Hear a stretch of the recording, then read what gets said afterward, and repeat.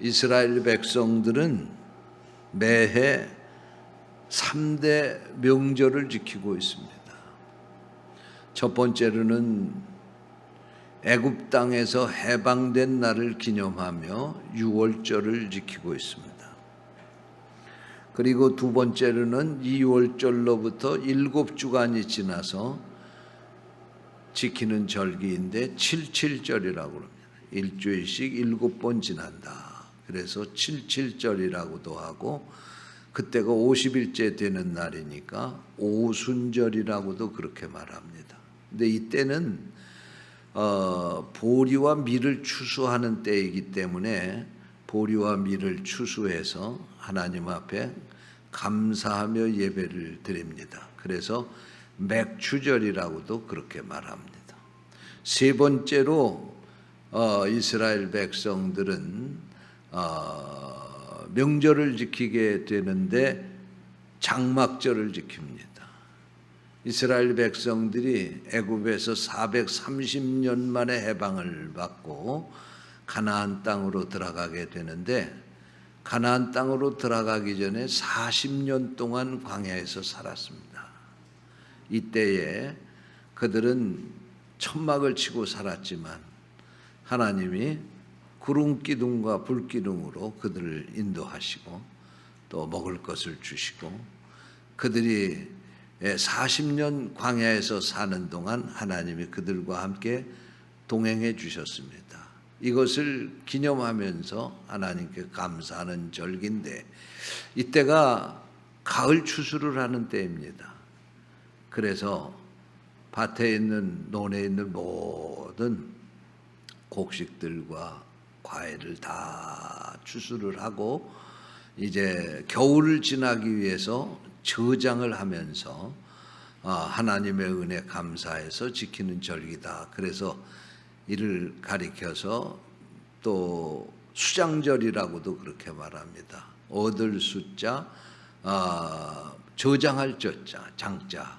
그래서 추수해서 저장을 하고 지키는 절기다. 그래서 수장절이라고도 그렇게 말하고 또 이스라엘 백성들이 이때가 이제 곡식을 거두어서 1년의 마지막 추수를 하는 때이기 죄송합니다. 1년의 마지막 이제 추수를 해서 거두는 때이기 때문에 1년 동안 하나님의 베푸신 은혜를 감사하면서 추수절로 추수감사절로 그렇게 지키게 됐습니다. 오늘 우리가 이 추수감사절을 지키는 것은 바로 여기에서 유래했습니다. 지금은 농경시대가 아니라서 우리들이 농사를 짓지 않지만 곡식을 거두어서 그 결실을 주신 하나님께 감사하는 것처럼 지나온 날 우리의 삶 속에서 함께 하셨던 하나님의 은혜를 감사하며 이 시간 하나님 앞에 예배드리는 날이 되시기를 주님의 이름으로 축원합니다. 사실 지난 1년 6개월 동안 우리는 코로나19 사태로 인해서 많은 어려움을 겪어왔습니다. 사업하시는 분들이 어려움을 당했고요. 또 직장에 다니는 분들이 직장을 잃은 분도 있고 또 직장이 어려워서 제대로 급여도 받지 못하고 사는 분들도 있습니다. 또 그런가 하면 이렇게 마음대로 자유롭게 돌아다니던 세상에서 이제는 4사람 이상은 앉아서 밥도 먹지 말아라, 만나지도 말아라, 심지어는 고향에도 가지 말아라. 이번에도 고향에는 가는데 고향에 계신 부모님이 백신을 맞으셔야 꼭 확인을 해야 되고요.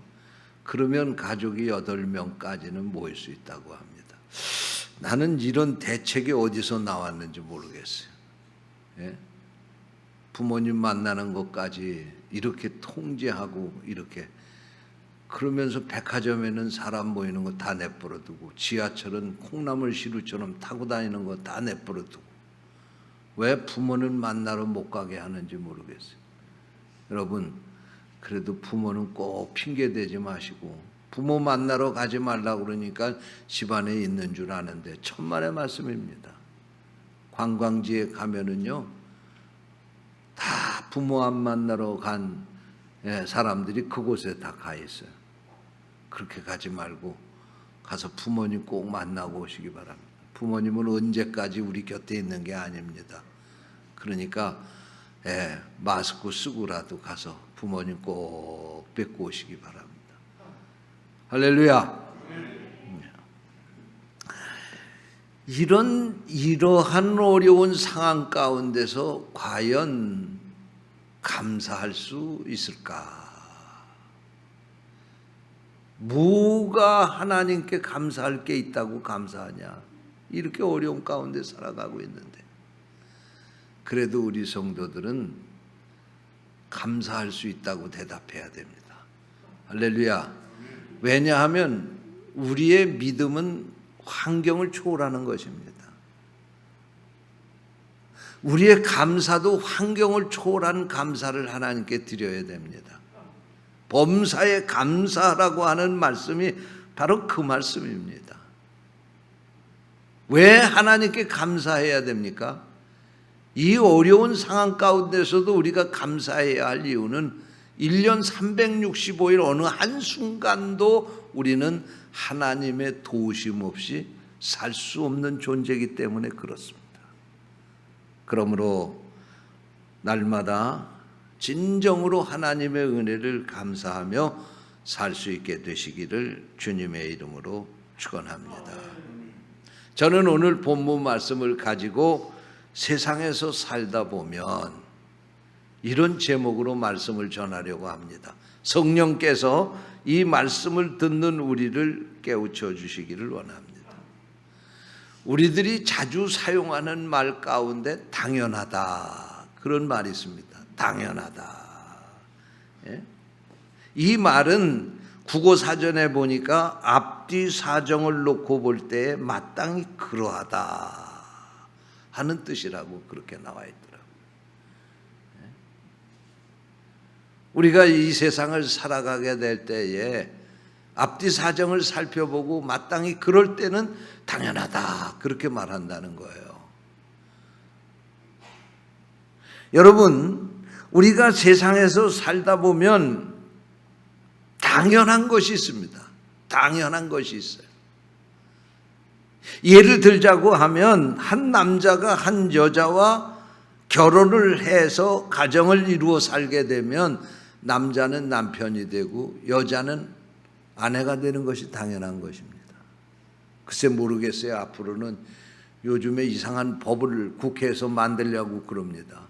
그래서 여러분의 며느리가 남자가 올 수도 있고요, 여러분의 사위가 여자가 올 수도 있어요.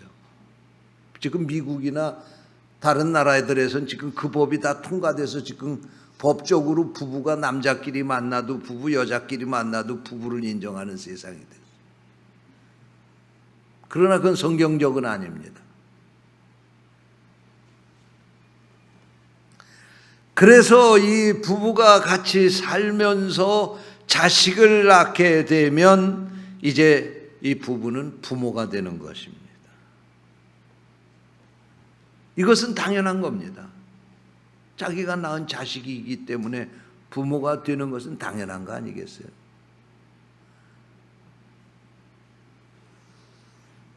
아들과 딸이 부모의 희생으로 자라가지고 성인이 되면 이 자녀가 부모에게 효도하는 것은 당연한 것입니다. 이런 것도 이거 바꿀 수가 없어요. 당연한 겁니다. 이런 거.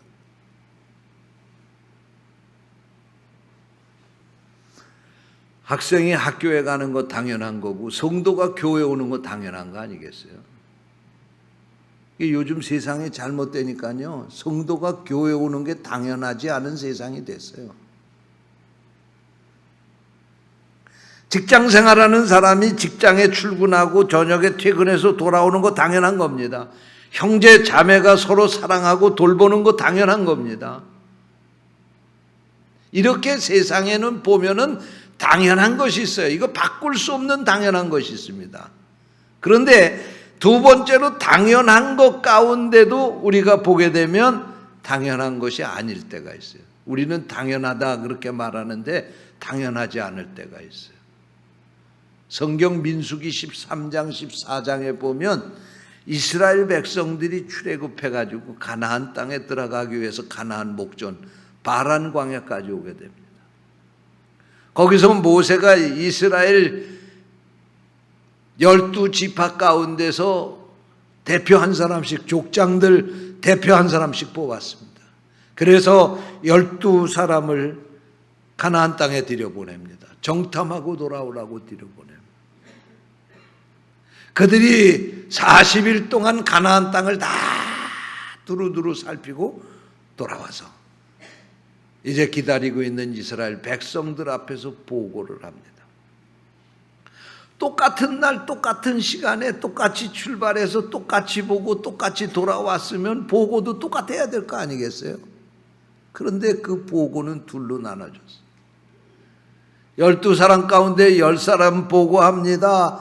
우리가 그 가나안 땅에 들어가 보니까 하나님 말씀하신 대로 그 가나안 땅은 과연 적과 꿀이 흐르는 아름다운 땅이 옳습니다.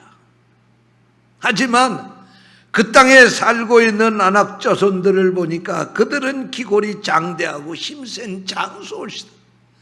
그리고 그 가나안 땅의 성들은 견고하게 지어져서 요새처럼 되어 있기 때문에 우리는 그 가나안 땅을 정복할 수가 없습니다. 그렇게 보고라.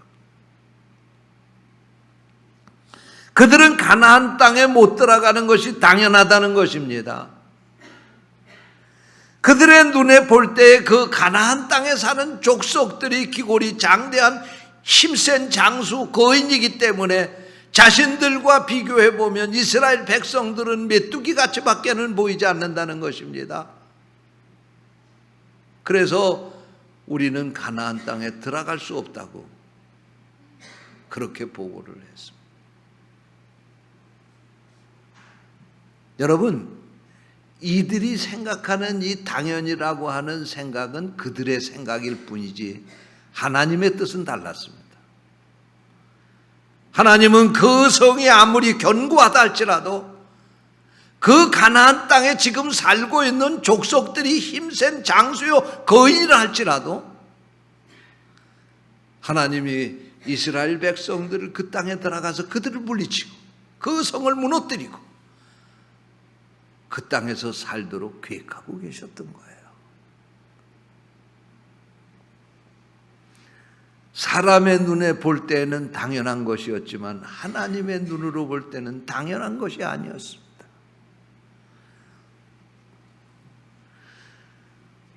여러분, 우리가 이 세상을 살아갈 때도 마찬가지입니다. 우리가 생각하면서 이것은 당연하다고 생각하지만 그러나 그것이 당연하지 않을 때도 있다고 하는 것을 우리가 알고 살아야 되는 거예요. 지금 오늘 우리가 살고 있는 이 세상이 그런 것 아니겠습니까? 우리가 이 코로나 사태를 겪으면서 당연하다고 하는 것이 당연하지 않은 것을 우리가 체험을 하면서 사는 거예요. 가족이 모이는 거 당연하고 추석이 되면 온 가족들, 친지들이 같이 모여서 한 상에 둘러앉아서 밥 먹고 그리고 살았는데 이 코로나 사태 겪으면서 아하, 이게 당연한 것이 아니구나 라고 하는 걸 깨닫게 됩니다. 셋째로 우리가 생각할 것은 당연한 것이 아니라 하나님의 은혜라고 하는 것을 우리가 이 코로나 사태를 통해서 깨닫게 되는 겁니다. 코로나 이전까지만 해도 우리가 예배당에 갈 때에, 예배당에 가서 예배를 드리게 될 때에 우리가 무슨 제한을 받은 적이 있습니까? 교회 몇 명 모이는 거 정부에서 무슨 쿼터제로 무슨 할당을 받고 우리가 모인 것입니까? 정부에서 모이라고 하는 시간에 모였습니까? 우리 마음대로 교회 와서 예배 드리고 싶으면 예배 드리고 기도하고 싶으면 기도했어요. 찬송도 부르고.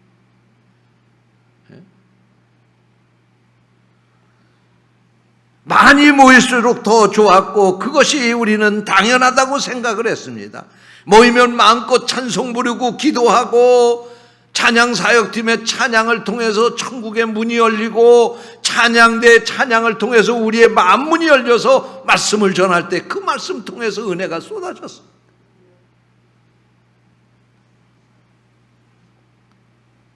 예배가 끝나면 맛있는 음식을 만들어서 식당에서 함께 나누면서 교제를 했습니다. 이때는 예배에 참석하지 못해서 우리 목사님들이 신방을 가게 되면 미안하고 죄송한 마음을 가지고 목사님 죄송합니다. 다음 주일엔 꼭 나가겠습니다. 그러지 않았어요? 그런데 지금은 어떻게 됐습니까? 코로나 사태가 일어나서 아직도 한 번도 교회 나오지 않은 분들 많아요. 우리 교인 가운데.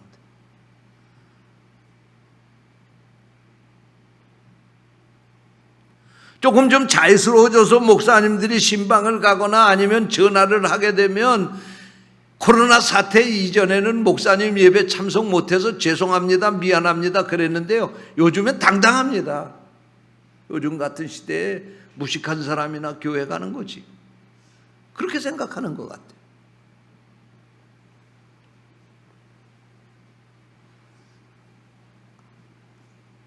여러분, 우리가 코로나 사태 이전에는 이렇게 자유롭게 마음껏 신앙생활을 할 수 있었던 것을 어느 누구도 은혜라고 생각하지 못했습니다. 그저 당연한 것이라고 생각을 했습니다. 그런데 지금 와서 생각해 보니까 당연한 것이 은혜였어요. 할렐루야.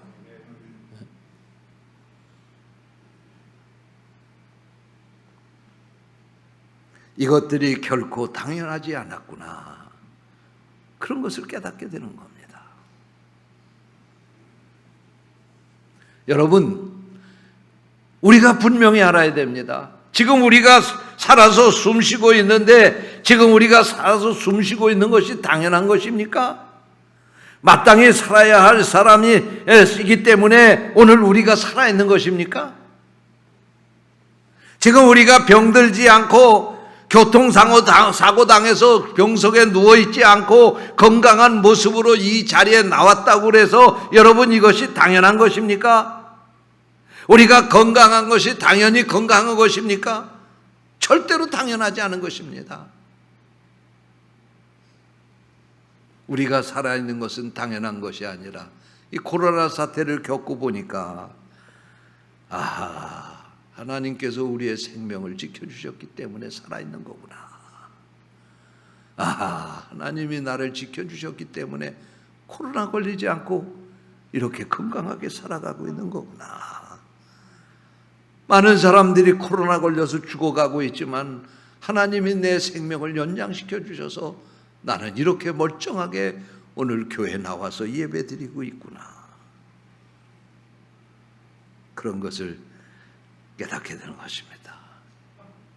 여러분, 지난 날에는 우리가 이런 것을 은혜라고 생각하지 않았어요. 그러나 지금 생각해 보니까 그 모든 것들이 하나님의 은혜였어요. 내가 살아있는 것도 당연한 것이고 건강한 것도 당연한 것이고 가정적으로 직장 생활하는 거 그저 평범하게 살아가니까 그저 그냥 남도 다 누리는 것, 그리고 이것은 내가 이 세상 살면서 당연히 누리고 살아야 될 것이라고 생각을 했습니다. 그러나 1년 6개월 동안 이 코로나 사태를 겪고 나서 지금 되돌아보게 되면 내가 살아있는 것도 기적이고 이것이 하나님의 은혜입니다.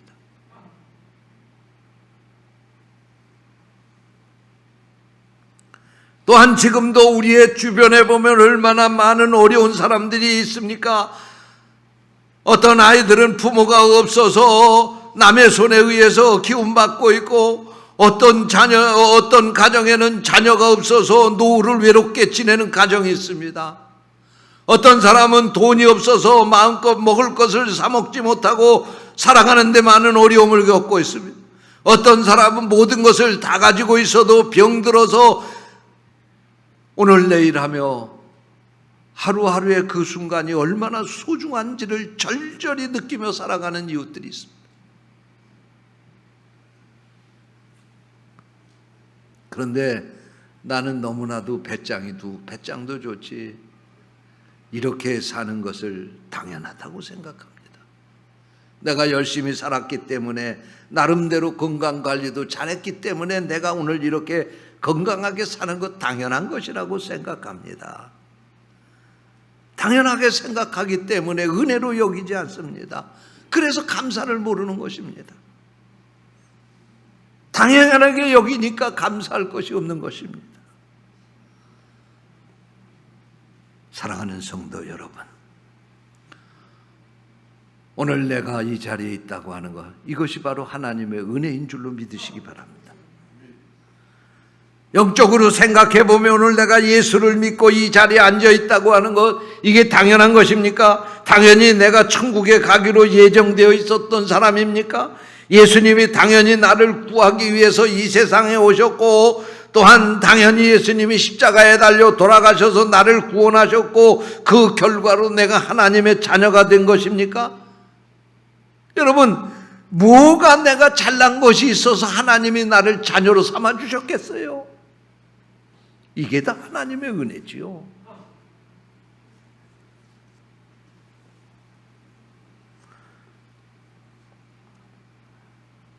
이 세상에 어떠한 것도 당연한 것은 없습니다. 다 하나님의 은혜이고, 그러므로 다 우리가 감사해야 할 조건인 줄로 믿습니다. 누가복음 18장에 보면 한 맹인의 이야기가 나옵니다. 한 맹인이 길가에서 구걸을 하면서 먹고 살았습니다. 그런데 어느 날 그에게 복음이 들려왔습니다. 그것은 예수님에 대한 소문이었습니다. 예수님이 가서 만나기만 하면 어떤 병도 고치고 어떤 장애인도 고침을 받는다고 하는 소식이 들렸습니다. 죽은 자도 살아난다는 것입니다. 이 소식을 들었을 때 맹인은 어떻게 했겠습니까? 난 원래 맹인이기 때문에 앞으로도 앞을 볼 수가 없고, 그래서 당연히 일도 할 수가 없고, 그래서 나는 당연히 여기 앉아서 구걸을 할 수밖에 없는 그런 존재라고 스스로 자위하면서 예수님 앞에 가는 것을 포기했습니까? 그렇지 않았습니다. 이는 예수님의 소식을 듣고 당연히 여기 왔던 자신의 삶을 거절하기 시작했습니다. 그리고 이대로만 살 수 없다고 하는 객기가 그에게서 솟아났습니다. 아니, 믿음이 생겼습니다. 그래서 내 피로 먹을 인생이지만 예수 그리스도를 만나기만 하면 내 인생을 바꿀 수 있다고 하는 희망을 갖게 되었습니다. 그런데 사람들이 웅성웅성하며 지나가는 소리가 들립니다. 아하, 그 소문에 듣던 예수님이 지금 내 앞을 지나가는 모양이다. 그리고는 그는 소리를 높여서 나사렛 예수여 나를 불쌍히 여기소서, 다윗의 자손 예수여 나를 불쌍히 여기소서라고 외쳤습니다. 여러분, 이 말씀이 무슨 말씀입니까? 예수님, 나는 이제 더 이상 맹인으로 살고 싶지 않습니다. 지금까지는 내가 처한 맹인이요 거지라는 현실을 당연한 것으로 받아들이면서 살아왔지만 이제는 새로운 인생을 살고 싶습니다 라고 하는 그의 절규였습니다. 이런 외침이 있었기에 예수님이 발걸음을 멈추고 그에게 다가오셔서 그의 눈을 뜨게 해주셨습니다. 할렐루야. 여러분, 저는 우리 인생도 마찬가지라고 생각합니다. 내가 지금 처해 있는 현실을 당연한 것이라고 받아들이는 사람에게는 희망이 없습니다. 그러나 불행한 것이 내 현실이지만 이러한 가운데서도 주님을 바라보고 당연한 것을 다 떨쳐버릴 수 있는 그런 믿음을 우리가 가지게 될 때 우리 인생을 바꾸어서 살 수 있게 된다는 사실을 믿으시기 바랍니다. 여러분, 이 세상에 어떠한 것도 당연한 것은 없습니다. 또 그리고 당연한 것도 우리가 주님을 만나면 다 바꿀 수 있습니다. 오늘 본문 말씀입니다. 고난당한 것이 내게 유익이라. 이로 말미암아 내가 주의 율례를 배우게 되었나이다. 시인은 고난을 당할 때에 처음에는 불평하고 원망했습니다. 그러나 이 고난을 참고 이겨보니까 영적으로 그에게 그 고난은 큰 유익이 되었다는 말씀입니다. 여러분, 하나님이 사랑하는 자녀들에게 주시는 고난은 절대로 공짜가 없습니다. 이기기만 하면 하나님께서 큰 축복을 예비하셨다고 하는 사실을 기억하십니다. 좀 더 참고 믿음으로 이 코로나 사태를 극복해 내셔서 이 고난 뒤에 숨겨두신 하나님의 축복을 여러분의 현실로 맞이할 수 있게 되시기를 주님의 이름으로 축원합니다. 기도하겠습니다.